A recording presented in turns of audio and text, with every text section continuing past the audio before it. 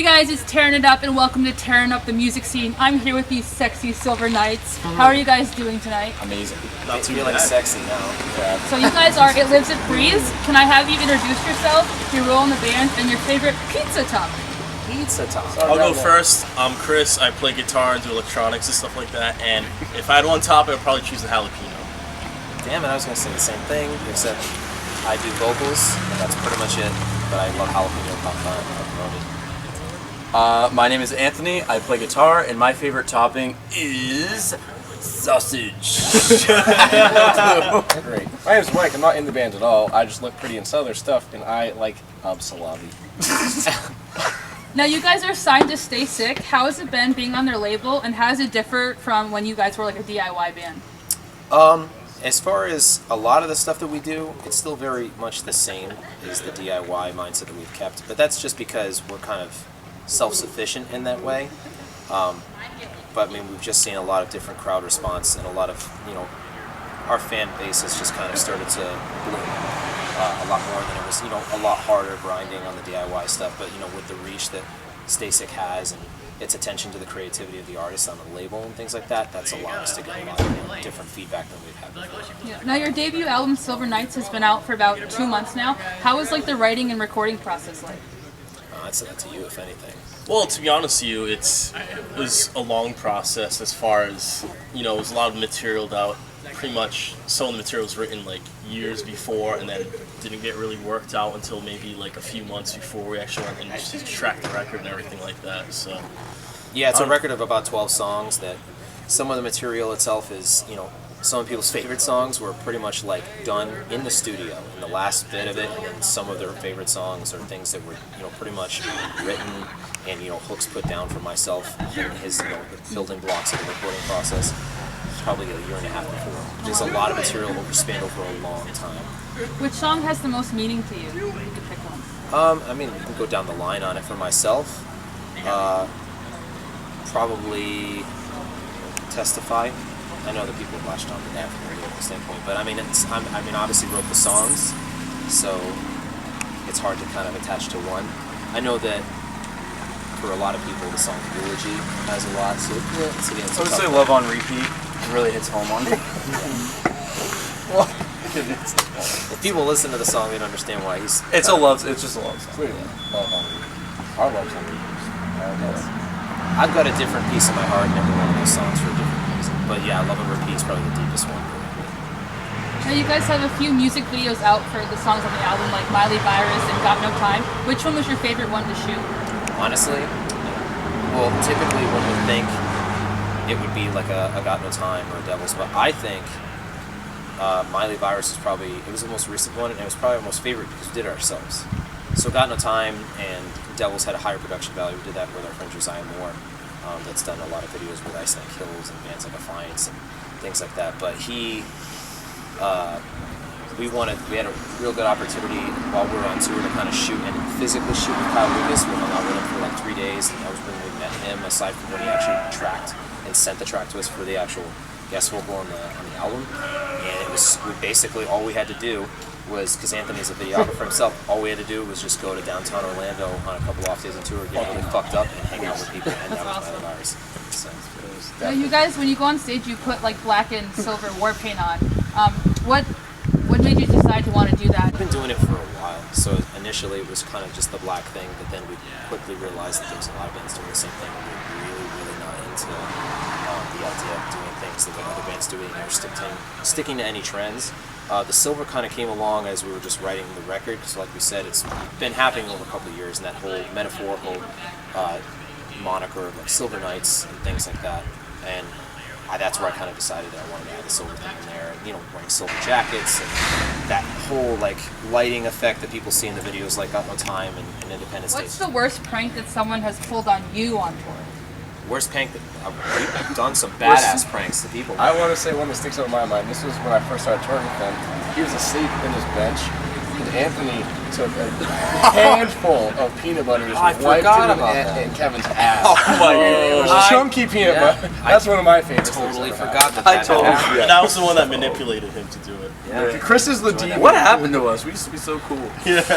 Now we're just like I completely forgot tapped that I on had. shoulders. How did I forget that I had peanut butter? Chunky peanut butter in your ass. honestly that's something I would like to forget that happened. If you guys could tour with any 3 bands, dead or alive, who would you pick to bring on tour with you? It's tough, but I would want to absolutely tour with Prince. I would have absolutely loved to tour with Motorhead.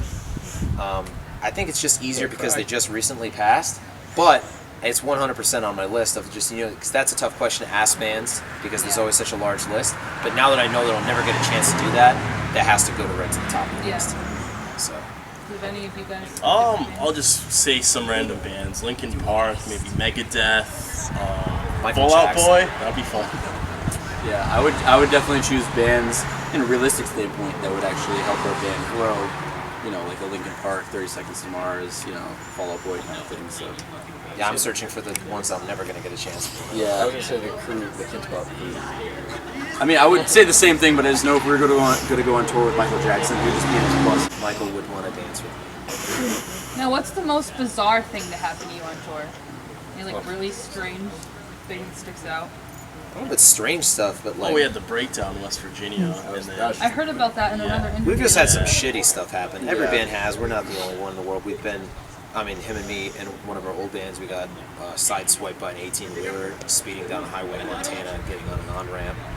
and really it was just like a big 60-foot drop on the other side, and our propane tank pretty much was out. a little not didn't rip out, basically on the side, just the metal of the RV was going grinding against the Yeah. railing, and the propane tank was inches from hitting that, and if Yeah. it did, Oh, wow. it The could've been- drop was like 30 feet down, and like if it didn't have the railing here, and the highway would have gone pretty much just ruined. Now, for a more fun question, if you could be an alcoholic beverage, what alcoholic beverage would you be? Jack Daniels. The Lemmy. Jack and Coke, which has been now officially named the Lemmy. It's pretty much what we drink. except for me. The three of us are pretty much very into Jack Daniel's whiskey. It's actually good for vocalists. I've learned this talking to Franz and guys like Johnny Craig who worked in things like that, being involved with them more closely. They said that any brown whiskey for vocalists, obviously not getting fucked up, but just things along with that and tea. And I have done it more. Obviously, along with it, just kind of making me more comfortable. It's had a good effect on my singing for sure. As long as I don't go crazy with it. I'm gonna say wine. Because Wine I'm drinking. wine. Yeah, you're fucking lame. Bitch, oh, Chris. I don't know, whatever girls Chris? like to drink. I'm Martini. Chris likes rum. I should do like rum. He's definitely a Bud Light. No. Chris drinks me. Yeah, to be honest with you, I'm like a Captain Morgan, like with the Coke, kind of like 50-50 mix type of guy. I don't know. Now, who in the group is the most talkative and who's the most shy? I'm probably. Wait a minute, answer that. It's between him and me. Watch the first I half think of the interview. Anthony's probably the most shy. I'm just not a talkative person. I'm the most proactive to speak on behalf of the band and not being afraid to do so. But as far as like being a social butterfly every day in life, I'm actually pretty antisocial. Yeah. He's the most social one. Chris is very social too.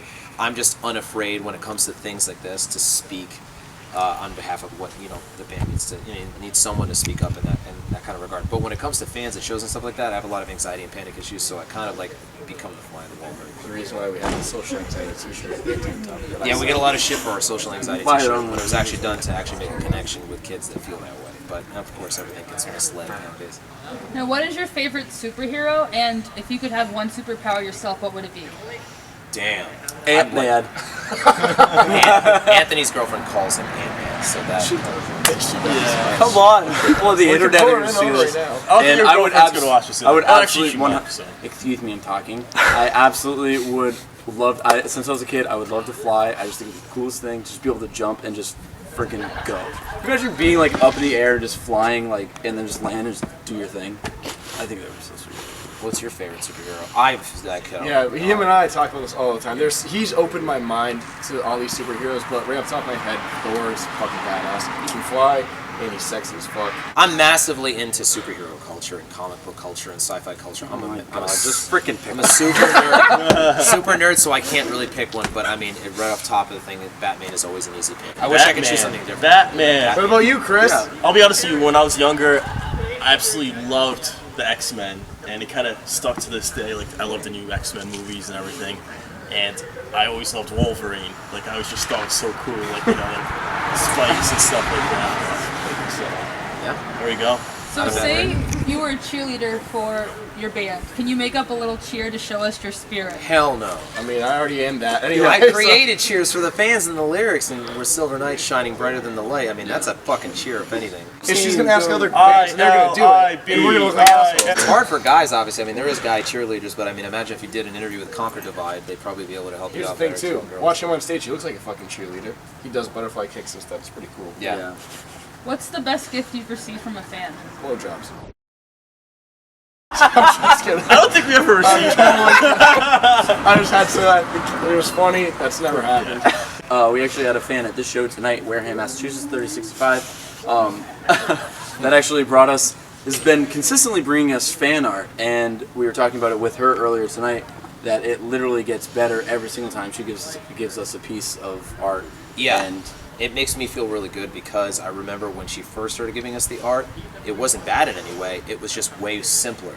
And now it's like she's done it. She's, you know, probably been to like 6-7 shows now. Yeah. And every time she brings new artwork, she tries something new. It's more detailed. It incorporates things about our personal pictures and just like different. It's hard to explain. You have to see it. And I just realized that she's getting more adventurous with her ideas because we're giving her that confidence by telling her to try new things. So that's something that you can't buy when it comes to the connection with your fans. But along with that, we have fans that literally live in Minnesota. We hardly ever play there. I mean, I hope to play them more in the future, that literally drive to like 5 days of tour across the country, doing straight road trips that just take us to dinner. We have other fans that just buy us gift cards and will buy us whiskey, things like that. We have the fucking best fans in the fucking world. One fan once got us cookies, and it really feels so good for a couple of days. We have all the good stuff. We literally have the best fans. That's why we kind of aren't afraid to get in arguments over names of fan bases, because we're willing to fight for the awesome fans we have. Even if it makes us look stupid, it's worth it. Look at our hair. We look stupid. Some guy gave me a Lord of the Rings necklace the other day. It was really cool. Yeah, he got the one ring to rule them all the other day. I wish You got a necklace today too, didn't you? Yeah, actually, I did. Some kid gave me this wolf necklace. It's really fucking cool. Thanks, guys. Keep them coming. And I guess finally, what can fans expect for the future from you guys as far as new music or new tours go? Any like updates? Me and Chris have been discussing today, even though it's been something that's brewing for a long time. Obviously, the record got released like 2 months ago. Me and Chris would really like to put out sometime this summer, if not later, just some point this year, a record of our favorite covers. We're not really too much into stuff that's like top 40 now, but stuff that's like been our biggest influences, stuff that we think, if it's not necessarily our biggest influence, a song that just really matches our sound. Sorry, we were having a camera woman and I were having It's all good. That, and we actually want to do some add-ons to the record. Some remixes. Like a deluxe edition? Yeah, like a deluxe edition is like something I've wanted to do literally before the record came out. I've been wanting to do a deluxe edition. I wanted to do some remixes, some add-ons, stuff that was meant to be on the record that isn't on the record, along with a brand new single that will kind of show people what the future of our sound is going to start to sound like. That'd be really We're already cool. writing for the second record. We've been writing like a year ago. So. We're writing for the second record before someone else was released. Exactly. Well, thanks for having me. Make sure you guys check out It Lives, It Breathes and subscribe to my YouTube channel for more videos coming at you soon. Thanks for watching. We're It Lives, It Breathes, and we're tearing up the music scene. Yeah.